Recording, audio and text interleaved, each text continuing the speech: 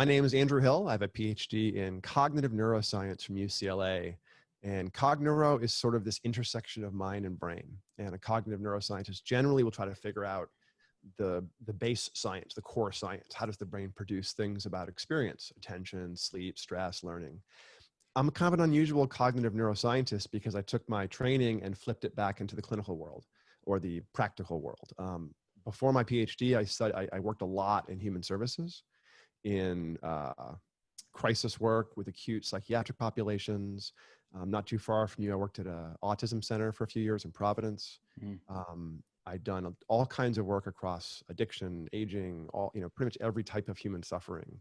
And I worked for a long time at the really serious edge cases of human suffering, acute psychiatric, multiple diagnoses. I ran a group home for adults that had no language, were multiply disabled, retarded, physically disabled, et cetera.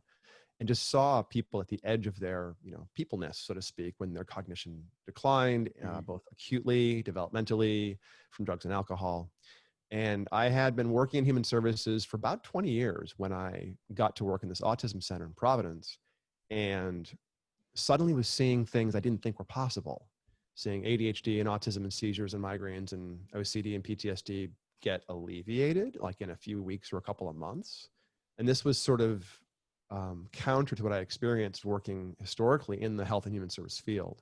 And so this provoked me to go back and get a PhD studying this stuff, this brain mind stuff. But then instead of going to the academic route, I decided to become an entrepreneur. And I framed the work that I do kind of like personal training. I'm a PhD cognitive neuroscientist, but my job is to be your educator, your coach, your scientist, and to help you become your own neuroscientist so you can take control of this stuff up here. I think a lot of times in interpersonal psychiatric work, we're often trying to help the therapist or clinician develop the access and agency that or the perspective at least of your client.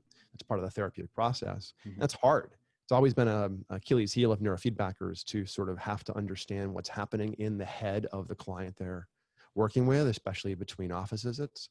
And so instead of trying to close that loop as a really, really good therapist, I decided to close the loop by becoming a sort of neuroscientist that transfers the appropriate neuroscience to you. So if you have ADHD or seizures or migraines or PTSD, I can show it to you in your brain probably.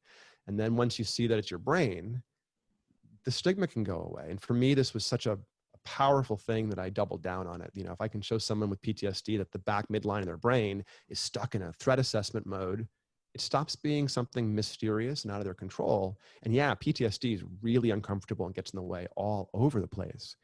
But so does a low back that's spasmed up, right? Those low back muscles are there to protect you, and they spasm up when your spine is challenged. The same thing that happens to the posterior cingulate. When it learns the world isn't safe or predictable, it clenches up in beta waves. And you see this little hot beta in the back midline. And so if you can show someone their brain and go, hey, it looks like your posterior cingulate's kind of hot. Are you a little bit like ruminating, threat assessing? You're kind of like stuck in a high. Oh, you are. Okay. Do you care about it? Oh, you do. All right. You want to work, you want to relax that resource? Pretty easy. And the lovely thing that I found is if you take these sort of like extra active things that are potentially both good and bad, like focus, like threat assessment, like attention switching gears, like novelty seeking, ADHD stuff. If you train people's brains, you give them control over the stuff they like. Like the OCD person can put down the OCD when they feel like it, or pick it up whenever they want to be a CEO and hyper-focus and hold all the things in their mind at once, but they don't have to anymore. So I saw this stuff start to first impact people with severe brain issues, major autism, developmental issues, seizures. And then I moved out into more, broad brains. And these days, peak brain, about a third of our clients are the sort of high level performers, Ben Greenfield, athletes, executives, people that are trying to squeeze every little bit of performance out. And we're just one more tool they're using. And then about a third of that old classic population, people with autism, seizures, migraines, severe brain injuries, et cetera, et cetera. And then there's all the rest of us who have some sleep, some stress, some attention. Maybe we drink too much. Maybe we smoke too much weed. Maybe we're stressed out. Maybe we have some old trauma. Maybe we, have some apnea. And those things all take the brain's performance out like really quickly. So half the people I look at, I'm like, oh, hey, look, some slowed processing and you aren't getting good deep sleep. And I could almost do that, for everyone without looking at their brain because most Westerners don't have good regulation of those things. But this becomes a tool set to essentially steer the direction of your brain. your cognition does change. Your stress, your sleep, your mood, your attention, these things are regulatory resources. And most of them are there to be relatively stable and to keep flexing as you stretch them and come back and support you. But some of those resources, especially when we get into mental health issues, become less flexible, less regulated. You know, like the posterior cingulate, everyone has one, probably, or most people have one. And you use it. I bet you used it today when you were driving in, you know, wherever you were coming into, well, maybe you're not driving anywhere right now, but in theory, this is a very familiar experience. You're driving, you look at the floor for a second or your phone, not that you would do this, but if you did, then you're like, watch the road. And you kind of have this orienting experience where someone says, hey, Nick, heads up. And you like look up and catch the Frisbee and you'll get smacked in the head. That's your posterior cingulate. It's orienting you to the safe behavior you have to engage in right now and what's changing. And we all need one. If you didn't have one, you wouldn't be very effective at keeping yourself safe or healthy. But when it ramps up and it gets stuck in a high gear, then it becomes a little uncomfortable. But we're so blind to these things in our head that I think people suffer from individual circuits. You know, the visual system isn't shutting down with your eyes closed, hypervigilance. Posterior cingulate, rumination. Anterior cingulate, perseveration, like a OCD/CEO brain that gets hyper-focused or has songs playing in your head. Eyes open, slow brain waves, inattention, executive functions. Sluggish processing becomes things like speed of processing. So you look like young for this, Nick, but probably in your 40s and 50s. If your sleep isn't ideal, you'll tank your speed of processing. You'll suddenly think you're having memory issues because you can't find words. It's not a memory thing, actually. It's a speed of processing. But often when your sleep gets suboptimal, the first thing that goes is your slow wave sleep, slows down your speed of processing. So again, I'm jumping around a little bit, but all of this illustrates the idea that you can look at your brain, just like you might want to look at your, you know, lipid panel or your C-reactive protein or your, you know, cholesterol levels, or as you hit 40, 50, 60 years old, your PSA for guys like us to make sure it stays nice and low. We don't develop any, you know, hyperplasias or anything. These are all useful bits of information. And I think we have an opportunity to, you know, not just an opportunity, a responsibility to some extent to take care of it. The same way you would probably not drink all the sugar and smoke all the weed and drink all the alcohol and, you know, give yourself a heart attack. You have the same responsibility for your cognitive function, your emotional function, your learning, your resilience. These are resources. You have them built in. They're not as obvious as like your belly fat, but they're as risky, maybe more so. Now, the good news is you can get control of your executive function or your trauma or your sleep issue generally a whole lot faster than you can get abs. So it's a much more changeable system above your, you know, in your brain. And the whole system's designed to change. So it's, once you can apply the right pressure, you generally can get the sort of change you're looking for in these gross resources. Yeah, I think it's really valuable what you spoke about, particularly in, you know, being able to measure or being able to see, you know, different areas in our brain and understand where there may be changes in functioning and how that may relate to different symptoms that people are recognizing, and how that can impact stigma. Because it, you know, I think a lot of people growing up, you hear about mental illnesses, you hear about things like depression, PTSD, or OCD, and you think that, you know, somebody is either overreacting or just sort of that's some sort of personal flaw, but that by having sort of greater understanding of the biological basis behind what we're experiencing, we can, you know, attack it just like any other, you know, physical ailment of the body. Yeah, I mean, you wouldn't be guilty, or you wouldn't be angry at your shoulder for hurting, and then you went to the doctor and got an X-ray. Oh, well, separated shoulder. You probably wouldn't have been cursing it for the previous 3 weeks. Why is my damn shoulder hurting? Well, you might be angry at it or frustrated, but you wouldn't feel like guilty. Oh, it's my fault. My shoulder hurts. Oh my gosh, I shouldn't talk about this. I should, you know, no, it's your shoulder. Go look at it. Oh, here's the thing. Let's address it. Some range of motion, some, you know, cold, whatever. You can do the same thing for a lot of the things that we think of as cognitive or mental health things. I mean, a lot. Pretty much every category of anxiety is not a disease process. It's a natural resource that's gotten stuck. Every aspect of executive function, unless it's like big injuries or, you know, sort of progressive illness, most things for executive function, aging-based things, ADHD, being stressed and having your attention change. Those are regulatory features that switch, just like your strength, your, you know, your alertness, and you can train them just like you can train your strength. So I'm here to tell you that you don't have to suffer with your PTSD, your OCD, your ADHD, these things are largely tractable for most people. I mean, Mm. I do with ADHD, I do generally about 40 or 50 sessions of neurofeedback, which takes about 3 to 4 months.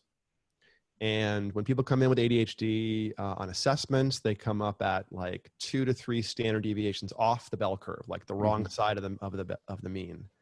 And I do about 40 sessions of training, and they end up changing by 4 standard deviations on average. And now they're above the mean by the same amount they were when they started, i.e. you eliminate the problem and it's a permanent change. Right. Now, not everything's permanent in neurofeedback, because the things that are permanent sort of are the things you're doing every day. Once you tune them, they stay tuned.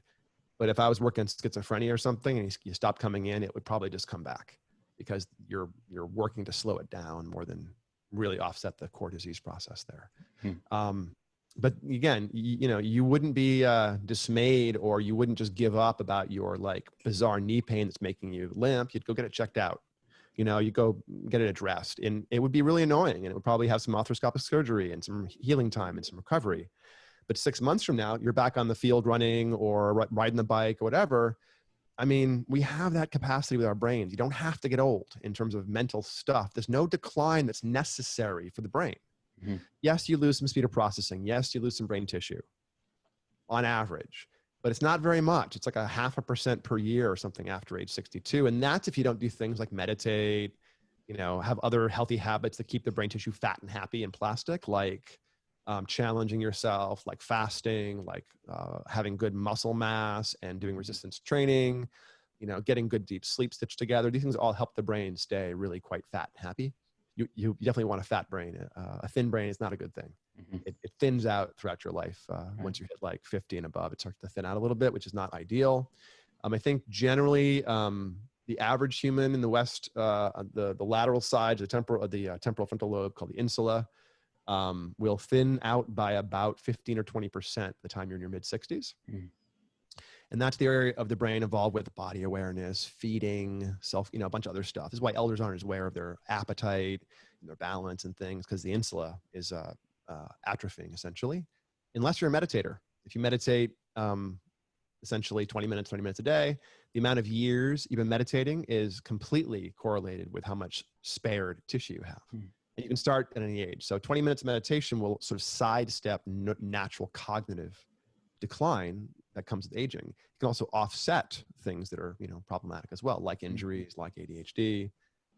So we have a lot of tools. We just don't have a lot of understanding necessarily about where the levers are to pull that, system around. Right. I would love to kind of stay down this path actually around cognitive decline and aging. It's something that's really interesting to me myself. So you've mentioned meditation as being something that can help to curb this. I've been reading a lot about sort of different dietary components, different components of exercise for kind of staving off this natural decline and atrophy that can happen. But I'd be curious, what you think are some of the major levers that can be pulled to help to prevent cognitive decline and aging. So there's a few, and I don't really have a good sense of which is like first, like what's the most important. I do think there's a few things that if you keep them maintained, you're likely to sail through the rest of your life without too much trouble. And if you don't take care of them, you're only likely to survive if you're damn lucky, gene-wise. The biggest one of those things is blood sugar. Almost all diseases of aging are essentially diseases of oxidation. So diabetes, cancer, dementias, Parkinsonian cluster things, including Lewy body dementias, those are all driven by oxidation of tissue, i.e. glycation or rusting of cellular tissue with oxidation of sugar. And this is true of Alzheimer's, where the amyloid plaques are glycated and they rip to the brain faster. Lewy bodies become glycated. Parkinsonian processes could become, rusted tissue that accelerate. And even things like atherosclerosis, not brain aging, but body aging, same process, oxidation of tissue. So you can work through this profoundly well, even if you're already middle-aged, old, diabetic, whatever. It looks like we can back this stuff out really effectively. A lot of the information we're having to sort of watch to know if you're trending towards or away from better metabolic health will be around blood sugar. And so we understand blood sugar pretty well. I've been getting into measuring ketones because the ratio of blood glucose to ketones. So having low-ish blood glucose is good. High-ish blood glucose is bad, theoretically, but only chronically. Like you're supposed to be able to have some high blood sugar and some low blood sugar and manage it pretty well. But if it goes up and stays up, that's when illness and death happens. Pretty much anything in the body that regulates, when it stops regulating, that's when you have big problems. Like cortisol is supposed to oscillate. If it goes up and stays up, hippocampus dies or atrophies, you end up depressed. That's pretty much the process for depression. Increased stress, shutting down hippocampal plasticity. It's the stress-driven depression process. But we have essentially the ability to control a lot of this stuff if you keep your glucose down and your ketones up. The GKI, the glucose to ketone index, appears to be a lovely indicator of a bunch of things. Now, if you're making some good ketones, you're burning adipose, you're burning your fat. Pretty good. It means you aren't burning sugar, but the body can't do both at once. So you have to kind of trick it to go back and forth and get better and better at doing both. And that's really a metabolically flexible state. But as you're re-regulating this stuff, you want to really try to get maximum ketones and low glucose. And as that ratio goes up of essentially higher ketones to glucose, you will first get into a weight loss, fat loss kind of stage as the ketones start to come up. And then eventually you're into an autophagy stage where you're cleaning out dead cells and tissues. And then you're into like an anti-cancer stage, which again, cancer is a metabolic disorder that is sort of driven by glycation and aging and a bunch of other stuff. And there's many cancers, of course, but they're all kind of driven by metabolism being a little out of whack. And you can back this out and pull the teeth of the big drivers of cancer. I mean, we all have some cancerous cells. I mean, it's kind of scary to think about, but you and I are walking around with some proportion of precancerous cells all the time. And the trick here is to get the body to clean them up before they manage to edit out the P50 tumor suppressor gene and turn into cancer and other things they do to turn into cancer. The body has all kinds of processes to help this, including the autophagy stuff for cleaning up cells that are over proliferating. And it doesn't do this if you're eating sugar 3 times a day or anything 3 times a day. So you need time to clear the body out of this digest and burn fuel mode. And then it shifts over into what's called autophagy or clean up the garbage mode. And you really, I think, can get a huge amount out of allowing your body to clean itself up. And there's lots of ways to do this. And how you would do this in terms of fasting or minimizing food would be very much driven by your goals for fasting and for making changes here and for where you start. If you're a 350-pound guy who's 40% body fat, you basically don't need to eat. And you can just have salt and water and coffee for like forever, pretty much until you're where you want to be. But if you're somebody who's got really unstable blood sugar, hypoglycemic, who's all up and down, and you've never fasted before, you're a standard Westerner who eats every 3 hours and gets ravenously hungry 2.5 hours in, you got problems with your insulin. And you should probably start to, be aware of that. And the first thing I recommend is you compress the feeding window and just eat within like an 8-hour or 10-hour window. And then I think that for aging, for sugar, there's a lot of this stuff will tap into circadian regulation. And so I like to frame the rules around eating in ways that maximize circadian signaling. So I have 3 big rules for keeping your circadian rhythm tight, keeping your sleep good, keeping your autophagy happening when you want it to happen, and allowing you enough other time frames where you can layer in other things. So those big 3 rules for circadian regulation are: don't eat before bed, fast for 3 to 4 hours before bed. Water's fine. Herbal tea is fine if you need a flavor or a ritual. But I would recommend against eating anything for 3 to 4 hours before bed. Let your insulin drop all the way. People often are like, oh, that's hard, until I tell them the reason. And then I'm like, oh, okay, I'll do that. The reason is, if you go to bed with insulin high at all, you don't get any growth hormone released when you're asleep. Now, I think all hormones in the human body are pulsatile, meaning they're released all at once every so often, and then the body uses it. Because if it was constant levels of hormones, we would get tolerance. We wouldn't actually have signaling. So humans will have a giant pulse of growth hormone about 2.5 hours after they fall asleep until you're about 35 or 40 years old. And then it's a little tiny pulse, a little tiny one.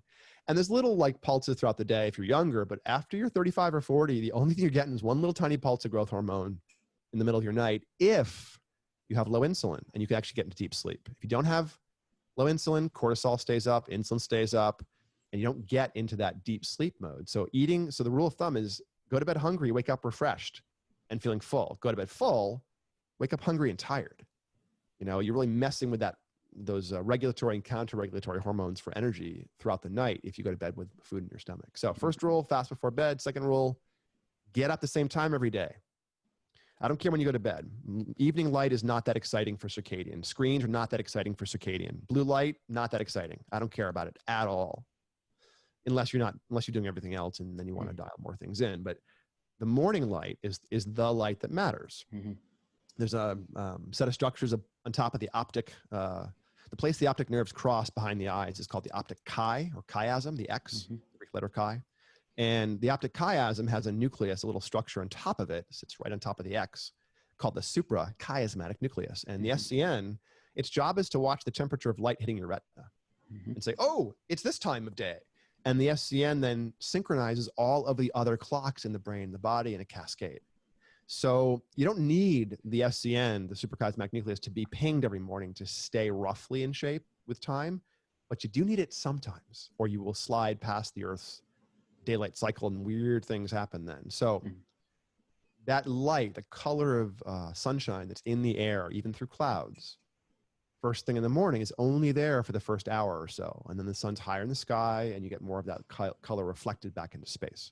So I recommend people picking a time they can get up 7 days a week. That's the same, roughly. And that time should be no later than 1 hour after sunrise. So of course, today's daylight savings time, we just pulled back an hour. So right now, I'm not sure where you are, but where I am, sunrise is about 6:15 in the morning, which means I would recommend everyone get up by 7 a.m. Absolute latest this time of year, 7 days a week. And, I have parents being like, well, my kid stays up till 3 in the morning and playing video games. I'm like, it doesn't matter. I don't care. Get them up at 6:30 every single day. And after a few days, the evening takes care of itself. I mean, it really does. Yeah. And then the third rule, exercise in the morning before you eat sometimes. We're built to leave the cave in the jungle and hunt for jungle chickens and expend energy before we receive it. We're built that way. So sometimes it doesn't have to be a big workout. You're a big bodybuilder. You probably want to, work out fed instead of fasted, but definitely do some stretching, take the dog for a walk, do some sun salutations, just get your heart rate moving a little bit in those first few hours. So when you put all these rules together, what it looks like is you're not eating first thing in the morning, you're riding your cortisol and you're exercising. Not eating late at night, you're letting your insulin clear. In the middle of the day, you're eating a couple meals and you're not snacking. You don't want to keep your insulin pushed up the way that we thought in the 70s we had to have starch every 3 hours, or 80s. It's really a big deal. It's a problem for most Westerners. That's why we are the fattest country pretty much out there for a modern country. Have the most diabetes, the most cancer, the most Alzheimer's.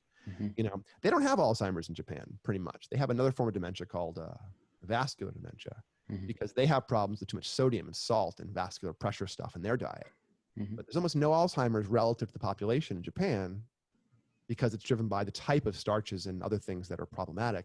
In this country, we have an epidemic of the Alzheimer's style dementias, i.e. the type 3 diabetes, which again is tractable. There's some good work by Dale Bredesen, who the RECODE program, I used to teach this stuff when I taught gerontology at UCLA. It's about 37 factors in the brain, in the body, metabolic factors, that if a handful of them seem to get out of whack, things like hormones, C-reactive protein, oxidation things, methionine and glutathione imbalance.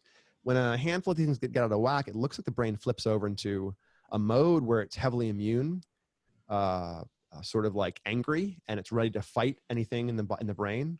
Because under these stressful conditions, high starch and stressful conditions, we evolved, like in Papua New Guinea, they all eat starch. The historical Papua New Guineans all eat tubers, potatoes basically, as their main source of fuel. And they all have APOE44 status, meaning they're easily oxidizing fats if they have any starch. So if you were a Westerner in the US, you had APOE44 eating this much starch, you get diabetes and or atherosclerosis and or Alzheimer's, period. You just oxidize the tissue.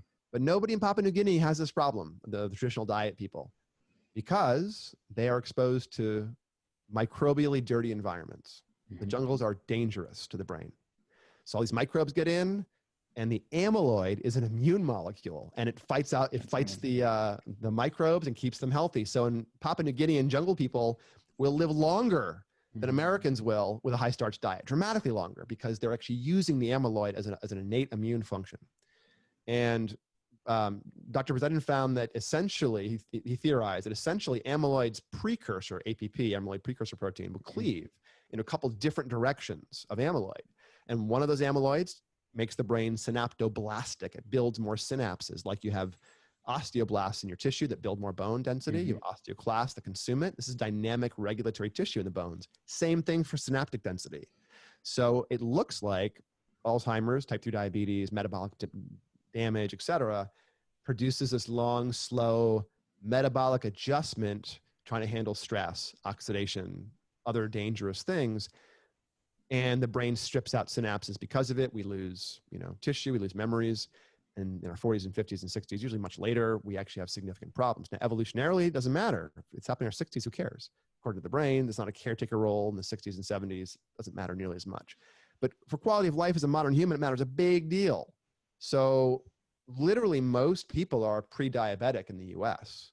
Even if you're skinny, if you're eating sugar, if you're eating carbs 3-4 times a day, if you cannot go a full day without eating, without feeling clear, without feeling rested, if you cannot deal without food, you have a problem with your insulin, basically.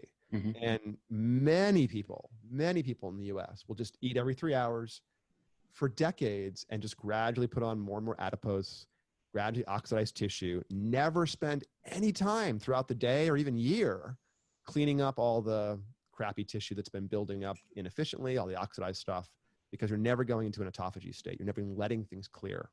So all religions, all spiritual practices have fasting built into them, pretty much. There's a reason for that. Most religions, the rules they give you are because the world they lived in, if you didn't follow the rules, you died.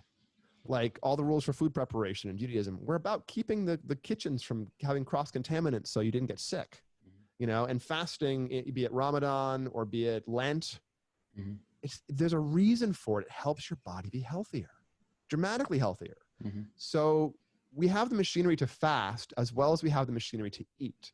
If you haven't fasted, you might be leaving one whole set of tools off your plate that will, no pun intended here, that will really actually make a huge difference in your performance. I mean, I'm 97 years old. Look at me, so.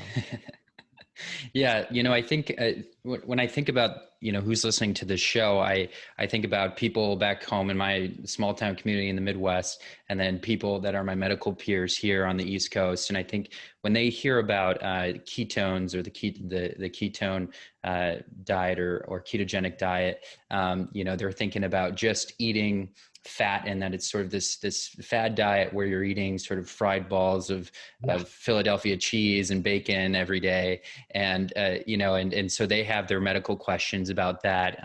People in the Midwest maybe haven't heard about it so much, or again, they think it's some fad diet, but then also thinking about fasting and intermittent fasting also sort of seeming like it's this fad diet. And in the hospital setting, when we see people who aren't eating or who have ketones in their urine, we're worried about things like diabetic ketoacidosis and a type 1 diabetic, where really the risk that's posed to them is not from their ketones being elevated, but rather from hypoglycemia in somebody with type 1 diabetes, which you can die from low blood sugar. But in a normal human being without type 1 diabetes, or somebody who has signs of metabolic disease, things like diabetes, hypertension, or cholesterol issues, there are likely a lot of benefits to things like ketones. And there's different ways to arrive at getting into that ketotic state, which you sort of started to mention. But I think, thinking about sort of a lay audience, just breaking this down a little bit more, how do you think, a lay audience can begin to sort of understand ketones as an energy source for the brain, and how to approach this, in a healthy and sustainable way? Sure. So, you are a 30 to 40-year-old guy, relatively good shape. You're carrying around 125 to 150,000 calories in fat. Maybe you're really in shape. I can't tell. Maybe it's only 100,000 calories you're carrying around in fat. We were built to go extended periods of time without food. We did not have refrigerators. We didn't have, food that we could get. We had to hunt it. We had to carry it around. We starved. We feasted. We famined. Keto acidosis, high amounts of ketones because your body's freaking out and dumping all of your adipose into fuel, basically, is an extremely high level of ketones. And you're right, maybe not that dangerous. In fact, ketones nutritionally enhance ketosis. Creating ketones yourself out of your fat is profoundly good. Anti-cancer, anti-aging. It causes muscle. Oddly enough, ketones cause muscle growth synthesis. They actually turn on mTOR in the muscles. Ketones prevent mTOR, which is a proliferation signal. It's a fuel sensor basically in the brain. mTOR senses protein, or in the body. mTOR senses protein, insulin senses glucose or sugar, basically. So if you eat protein, mTOR goes up. If you eat carbohydrates, you get insulin responses. These things will go back and forth to create more protein-based metabolism or sugar-based metabolism, if you will. You literally can simply pull back a little bit on your eating window and drop the carbohydrates. People think of keto diets as these fat-heavy diets, and they can be, but they don't have to be. I mean, and in fact, they shouldn't be if you're doing it for weight loss. If you're doing it for like athletic performance, then yeah, if you're like a serious high-level cyclist or weightlifter, you should be eating a lot of fat because you need the damn fuel. But if you're somebody who's like 30, 40, 50, 100 pounds overweight, your keto diet should not be a fat-heavy diet. It should be a moderate protein, high leafy greens diet. Because you're carrying around plenty of fat. You're walking around with keto stores. You don't need to supplement dietary fat if you've got plenty of excess fat. So essentially, the lipo, what's it called? You burn your lipids. I forget. You release your, thank you, lipolysis. You release your stored adipose into triglycerides, and or you take dietary fat to triglycerides, i.e. fats in solution in the bloodstream. And triglycerides are three essentially fat molecules, fatty acids with a glycerol, a little glycerin backbone. And the body will take triglycerides out of fat and or out of the diet, and it will cleave the backbone off of it. And I have three free fatty acids floating around the bloodstream, and these guys can be burned as fuel, which is awesome. The brain can now make fuel out of your stored fuel. Woohoo! Or your body can. However, the brain really prefers glucose. And while you can burn ketones, it doesn't like to do so very well. So the body's really cool. It takes that triglyceride and it takes three of those glycerol backbones and turns it into glucose. The liver gluconeogenesis takes fat, turns it into glucose, or protein if you're eating it, and turns it into glucose. Just enough, not very much, but enough to provide the brain with a sort of uninterrupted, very, very low-key stream of glucose. And so you can have a steady stream of blood glucose to your brain, sufficient to provide no hypoglycemia, once you've keto adapted. And there's a difference between producing ketones through nutritional means, either through eating lots of fat and not much carb, or lots of protein and much carb. You'll eventually produce good ketones out of the food, and or nutritional fasting ketosis, essentially, where you get better at producing them. So in the absence of food, you're pumping them out all the time from your fat stores. The body's really good at this, and it will partition some of this fuel into the liver and then up into the brain as glucose to make sure that you don't have any hypoglycemia. But that process of getting better at burning the triglycerides being dumped out of adipose, turning some of those into glucose for the brain, that whole liver sort of pathway up into the brain, that takes time. It's enzymatic. If you've been eating sugar every day, pizzas and ice cream every day, and then you suddenly stop and you're eating bacon and butter all the time, your body's like, wait, what? I have no idea how to do this. And it takes weeks to drop your dependence on insulin, to bring up your ability to metabolize fats better. It can take weeks for people, especially if you're overweight, especially if you've been keeping blood sugar up, exogenously putting things in your body. So I really do think the best way to handle ketones is endogenous production. I think keto diets are really useful, but I don't think that you should be, you can eat lots of fat. Dr. Jason Fung basically suggests that a pure fat diet would work well, but that's only for like that type of population that's trying to lose weight. It's adipose driven, it's health driven in terms of, dropping fat, i.e. people that are diabetic, people with kidney disease, you want to lose fat, you want to lose body weight. But for you, like, you probably don't need to carve off 10 pounds of body fat. And maybe your partner would like that or something, but like, you don't care about it probably. But if it was 5, 10, 15, 20 years from now and you get a little cancer or something, well, okay, now you want to really tap into autophagy. Or maybe you want to do it off and on, fast once a week between now and the time you hit 60, so that you have a nice, clean, sharp processing and never actually develop those oxidative states in your brain. Mm-hmm. So the point is that you can start doing this stuff really easily. Just don't eat. It's not that hard. Mm-hmm. Or eat things that are no carbs.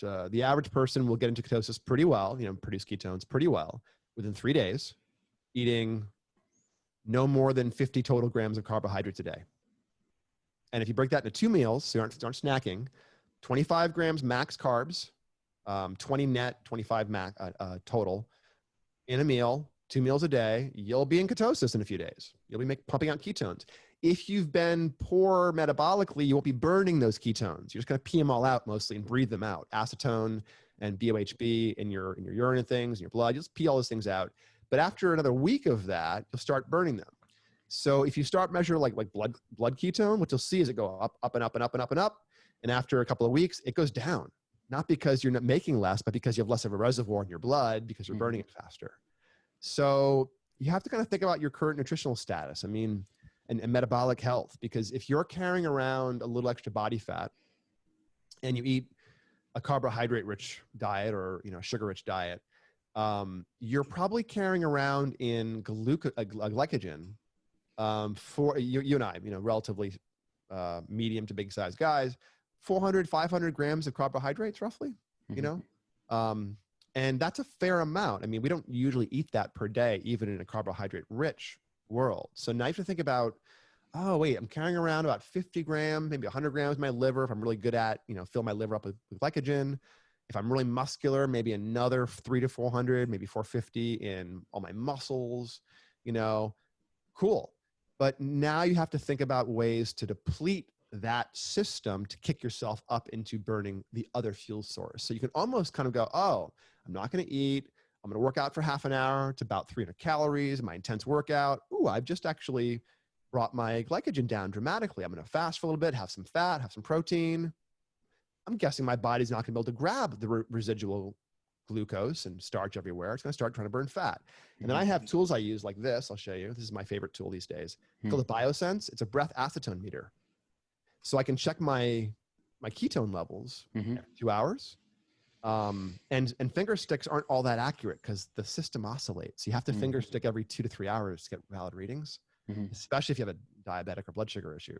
So I'm a huge fan of using breath acetone, which is not directly measuring BOHB, butyrate in the blood, not measuring ketone in the blood, but it's a waste product in some ways. It's being exhaled, but it's highly correlated with producing blood ketones.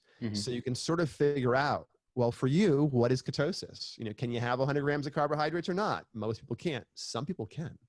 Can you have 50? Can you have 20? How often can you eat? Does too much protein kill your ketone production? Because it will for some people. Some people get up above, like I've been doing 1 meal a day for a while, and I discovered that if I ate more than about 2,000 calories in that one meal, even if it was like a rotisserie chicken and avocado, like mostly fat and protein, I would still blunt my acetone production over the next 24 hours. If I exceeded the amount of protein by, if I was 150 grams of protein above that, I was suddenly, my body's like, oh, there's plenty of protein. Let's make some of that into sugar, essentially. So while there are rules I can give people, and I do coach people on how to do this stuff and take control of the insulin sensitivity, basically, the best way to do it is to get some data. Get a glucose ketone monitor stuck to the back of your arm. Your doctor will write your prescription for one these days, no problem. Or get a breath ketone meter, or get a finger stick device, Keto Mojo, or the Foracare 6. I have one of those I'm using. Foracare 6 is great. But I don't use it because I'm diabetic. I use it because I'm concerned about my brain health, my long-term aging. I wanted to, I'm 50. I was joking. I'm actually not 97. I turned 50 in about a month and a half. And I'm like, oh, by the time I hit 50, I want abs. So for the past 7.5 weeks, I've been doing this insulin reset protocol, it's insulin sensitivity reset protocol, where I stack fasts, 22, 44, and 66-hour fasts. I just cycle them. And I go back and forth, and then I refeed with high carbs, and I drop the carbs, and I watch how my body's handling it. And I sort of walk that edge of keeping myself both maximally fat burning, but also then shutting it down. And the meters I have don't go above, I get basically 40 parts per million breath acetone, equates to about 3.5 or 4 millimolars for blood ketones. The breath meter stops there. When I was first doing this, I was a little concerned because I was easily pegging the meter. I was easily above its maximum reference range frequently. And I pulled out the ForaCare device to make sure that I was below 8 millimoles for ketones, because that's about where keto acidosis can kick in, right? So I wasn't concerned because I know that high ketones isn't really a big deal. But if I was like a diabetic doctor, oh my gosh, your ketones are so high, I'd be very concerned about that kind of thing, kidney disease happening, wherever else. But if you know your own levels, you know your own numbers, you know if you're able to handle things and you track this stuff. I mean, what's the business guy Drucker say? What is measured is managed. Mm-hmm. You have the ability to manage your blood pressure, your lipids, your oxidative stress, your C-reactive protein, your beta brain waves, your alpha, your speed of processing. Mm-hmm. There's the great democratization of science and healthcare is continuing, and you have the kind of decision criteria, education, and access information that doctors didn't have in the 50s. So I feel this is just another place where we should be taking control of it. And gosh, fasting and time restricted feeding and working out appropriately to cause autophagy, that doesn't cost anything. Mm-hmm. It's just, as a biohacker, as a performance coach, my first port of call is fix the stuff you're doing every day. Someone's like, hey, do I need some blue blocker glasses? Not really, but you probably shouldn't eat at night. Mm-hmm. Oh, okay. Like pick the big things you're doing every day. I mean, you're always eating, theoretically, you're always sleeping. Those are the things that really make big impacts. Small incremental changes, modifiable behaviors will take the individual and like our populations up in health and performance over time. Simple.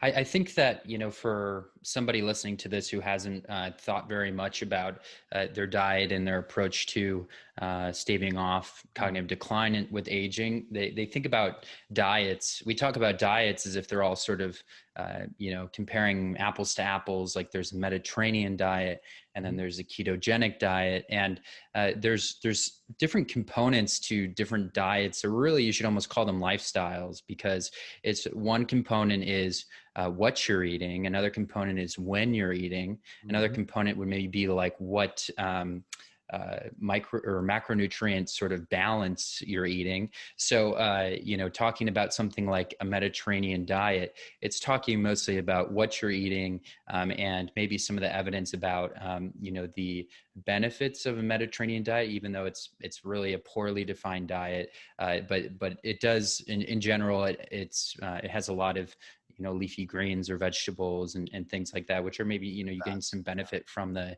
micronutrients. And definitely from a macronutrient perspective, there's less simple refined carbohydrates in a diet like a Mediterranean diet, but that doesn't mean that it's a perfect diet. And an important issue about that diet is that it does not talk about when you eat. And, similarly, and that matters. I mean, there is something about Mediterranean lifestyle where they do eat in a certain way, or the French paradox. The French in the 70s and 80s smoked chain smoked like it was their country pastime. Their diets are full of carbohydrates and saturated fat. And yet they have a heart disease risk that is among the lowest of any developed nation. I think a lot of it is they have 2-hour lunches and go for a walk. Right. I really do think that's about as simple. And, I've traveled a lot in Europe, and if you have dinner with some Europeans, you're not like sitting down at 5 p.m. and you're done at 6. You're like, oh, hey, come on over. It's 8 p.m. The sun's still up. We're sitting there until 11 p.m. You're chatting, food's eaten slowly. I really do think that makes a difference. I mean, there's a lot of good research showing you can hack this same thing. You can eat lunch and go for a walk, and the postprandial, the insulin response after you eat, is dramatically reduced if you just go for a walk after you eat. And the French, Parisians certainly would walk, would have the little cafes, would, sort of offset the potential problems. Of course, there may be something there about the glyphosate, in our wheat as well, in the Western world, but they're also probably not waking up and having a bowl of cereal and a glass of orange juice, right when they wake up as well. That's right. They're having a coffee, right. And then like a couple hours later, they're having a croissant when they walk down to the place to see their friend with the paper. They're not like shoving Captain Crunch in their face. Yeah. Right. So. Yeah. Well, I think there was a lot of really interesting conversation about diet and its impacts on brain health. One thing that I really wanted for us to talk about was about cognitive performance and about the work that you're doing at the Peak Brain Institute.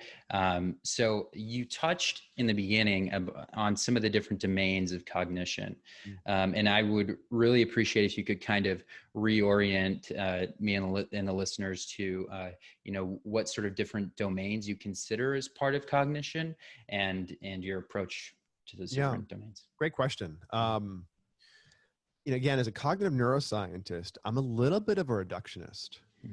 I really am. I have a hard time understanding things like consciousness. In fact, the more I get into the brain, the less I believe in the mind. It's funny, as I get more and more heavily into the neuroscience, I sort of come to a Buddhist perspective that the self isn't really there, that we have an illusion that stitches us together, over many days. And we kind of have this sense of self that is not all that interesting. But the individual resources, while historically somewhat hard to define, these days not so much. So I think about the core resources that are sort of one level below our experience. Our experience is very subtle, and I'm not a psychologist. I have it's a psych or a cognitive neuroscience degree, but I'm really focused on the machinery. And so I think about, I really focus on the underpinnings, the resource underpinnings of human resources that are measurable, like executive function or attention control has several things built into it, like orienting to space, being vigilant to things changing, resolving response conflict, like having to step out into the street when the car comes around and it says walk at the same time. Speed of processing, as I mentioned earlier, it's really tied to memory access and how we can pull things into your mind. Working memory, can you hold things in your mind? How fast can you think? Can you come up with new ideas? And then, for individuals, I often look at their brains, and what I'm seeing are the unusual things that stick up. And because I do population level analysis, I don't know for any one person if this thing's in the way, but I can say, oh, hey, look, here's a resource on attention, stress, sleep, mood, that for some people, this pattern of the way it's acting might get in the way. What do you think? Oh, that's relevant? Well, then great. So again, it's very bespoke. It's very individualized. And so I might have somebody who's, a self-stimming, screaming, no eye contact, autistic kid having 3 seizures, every 5 minutes. Or I might have a CEO who's like a little anxious and on edge when they get home at night, and they want to work on different things. But the process of going after your resources is somewhat the same. We do something called brain mapping or quantitative EEG, QEEG. And so we put a cap on your head, squirt it full of gel. You sit still for about 10 minutes. We measure your brain at rest, eyes open, eyes closed. We also measure your executive function, your performance on an attention test. And those 3 sets of baselines are compared to a database of people your age. And we end up with somewhat arbitrary, population level means. The goal here isn't to say, why aren't you average? Let's make you average. The goal is to say, oh, hey, look, here's some ways that you're unusual. For some people, those things are relevant. Let's talk about them and try to figure out if you care about those things. So the brain is mysterious. And I don't necessarily know what a particular brain pattern or resource means for you, but I can sort of say, hey, look, this thing means this for many people, and provide the educational sort of, close that gap. And then you end up making the meaning. So people are often a little surprised at what I can see in a brain map when I look, and anything that shows up obviously is usually very, very tractable, meaning just change it if you want to. And those include things like pretty much all forms of ADHD show up in the brain reliably, the brain mapping. Most forms of anxiety, most forms of like sleep issues. You might see evidence of slowed brain waves that could be from concussions or mold or Lyme or chemotherapy. You don't know why it's there, but you can tell there's some issue in the brain's being sluggish metabolically. And so you can give people some perspective on the core resources that might be pinching their cognitive resources. And then correlate that with the attention performance. And you can help people understand the machinery they're carrying around for impulsivity or trauma or OC, perseverative stuff for selection attention, falling asleep, staying asleep. These are all things all brains do every day, theoretically. So if you can measure the core resources about the stuff you care about, you can then use neurofeedback to lean on those resources and change them pretty rapidly, as I was saying earlier. And so, some of these different components being focus, attention, creativity, mood, hyperactivity, rumination, impulsivity.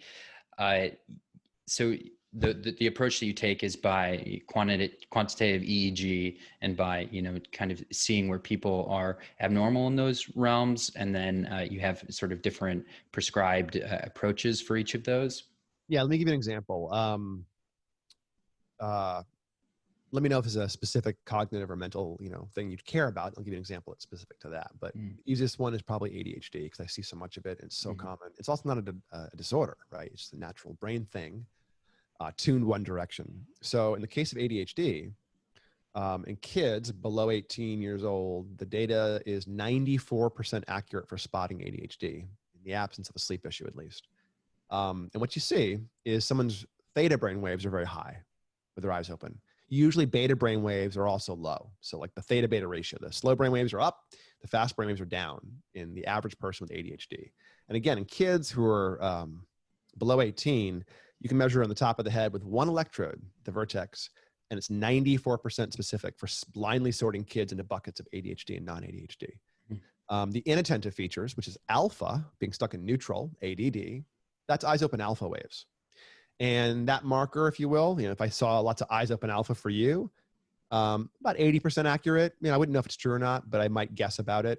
I would also, of course, measure your attention. So I would see the performance go, oh, these two things line up. You want to probably work on your attention. So let's say you had some impulsivity. You don't, obviously, but if you did, my guess is your theta would be high. And probably in the part of the brain, the right-hand side involved with supervisory attention. There's a circuit that stitches together the whole brain's attention system on the right, about there. And if I stuck a wire there and a couple of ear clips on your head, and then measured your theta and measured your beta on its own, moment to moment, every so often your theta would dip and your beta would climb when you focused or felt focused or resource shifted just on its own. And so what we would do is would have you sit and watch a computer screen and put a Pac-Man on it or a spaceship or a dragon flying across a lake or something silly. And whenever your brain happened on its own to move in the right direction for half a second, we go, yeah, good job, brain, and make the game run better. So the Pac-Man starts to move and eat dots, and the music gets louder. The next moment, your brain moves in the wrong direction. The theta surges, the beta dips, and the Pac-Man slows down and stalls. Or the car, hits the edge of the track, or the dragon starts to miss her targets. And you're like, your brain's like, hey, I was watching that information. Why did it go away? And the brain happens to move back in a couple of seconds, and the software goes, "Ooh, good job." So obviously, as a brain professional, you're already sort of picking up that this is operant conditioning.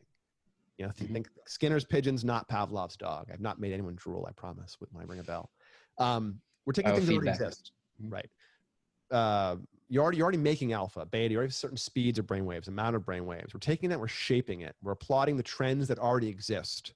And so if I applaud your theta dropping for 10, 15 minutes as it drops here and there, your brain goes, well, hey, that was pretty cool. I got some input. I kind of like input. So tomorrow, your brain reaches for that state and it drops its theta, lifts its beta, and you're like, ooh, I fucking focused. That was cool. Or maybe ask your kid to take the trash out, and he does being asked the first time, and you're like, that was weird, because the organizational stuff starts to shift. So neurofeedback becomes this, it's not a metaphor. It very much is iterative personal training, where you come up with some goals off of a fitness assessment, do some workouts, see how they land, and reassess. So, the end point for success is sort of open-ended. You got some autism, some trauma, there's obvious goals, some seizures, obvious goals. But I have a lot of people that start off with a mix of attention, anxiety, and attention, anxiety, and sleep issues. And, 6-8 weeks in, those things are gone. And they're working on like deep creativity and laser-like focus and being a better listener to their wife or whatever else. You can really start to work on second level resources once the basics, stress, sleep, and attention, which I do think all brains have that cluster of resources that need to be worked out. So it ends up becoming simply, do you want to work on your theta waves? Are you distractible? Or maybe those cingulates, maybe you got a little bit beta back there and you tend to be threat sensitive. Or the front, maybe you're obsessive. Now, again, here's the good thing about neurofeedback. Let's say you're obsessive. And the anterior cingulate gets really stuck in beta, songs playing in your head, you bite your nails, wash your hands, whatever it is. Perseverative, the mind gets stuck on things. That's a superpower. It's also kryptonite. It's stuck, so that's why it's kryptonite. But it's really a superpower. I wouldn't know looking at your anterior cingulate if you had OCD features or if you were just that guy who's hyper-focused when he wants to be. But if you're like, oh yeah, that kind of gets in the way sometimes, I would say, great, let's train that down a touch, unclench it. And after you train it down, whenever you want to be obsessive or hyper-focused, you just reach for it and it's there. Whenever you don't want to be, you put it down again. So we don't rob the ADHD person, the person that's hyper-focused, the person that's, a little unusual. The anxiety person often has a very fast brain that can think incredibly well when they aren't overwhelmed. You sort of retain access to these resources and then tune them, just like you might work out your, physical body and then feel like you're using it better later on.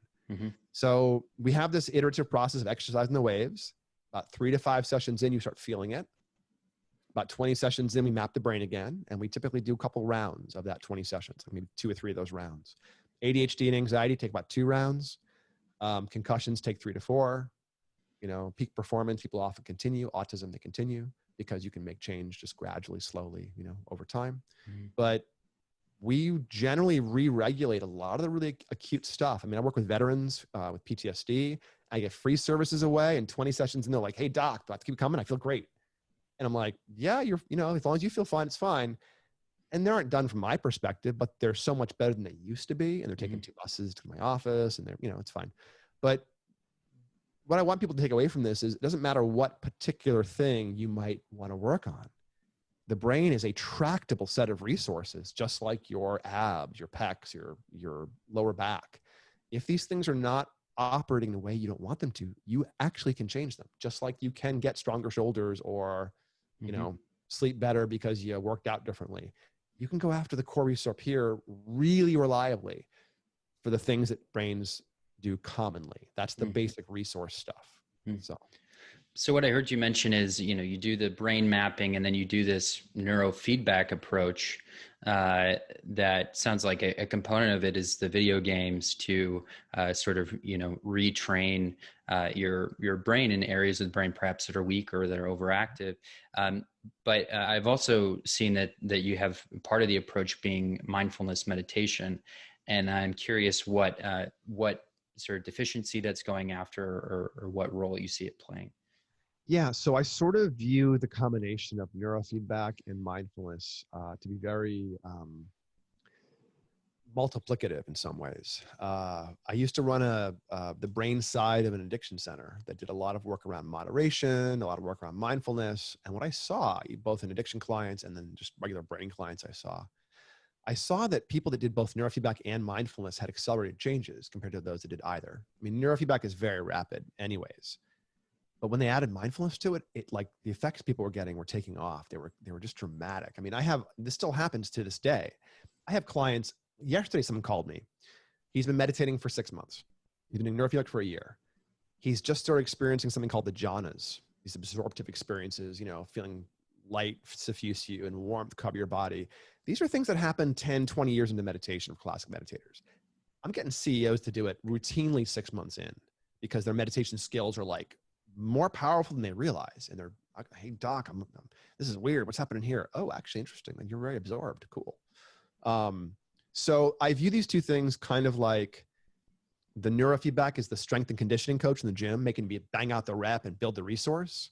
And mindfulness is the coach in the field, helping you lift your shoulder more or your elbow or not release weirdly. It's a voluntary set of experiences, mindfulness. It's pure mind, but it helps shape the brain. I mentioned the insula is built up, or at least you're spared the loss with age. But also when you meditate, the cingulates change their activity. So the anterior cingulate, when you first are meditating, has a hot spot right in the top middle of it, which is like a self-centered kind of perspective. What am I focusing on? What am I thinking about? And when you meditate over the years, the activation goes from the top side to the underside of the cingulate, which can't experience self. So you literally move from a self-centered awareness of your mind into a measurably selfless measurement of your mind with, decades of meditation. So it does change, shapes the individual. But you can do a lot of that simply with whatever tool you feel like. I have clients that don't meditate. I have clients that don't fast. I have clients that don't do any nootropics. I have clients that do all of those things.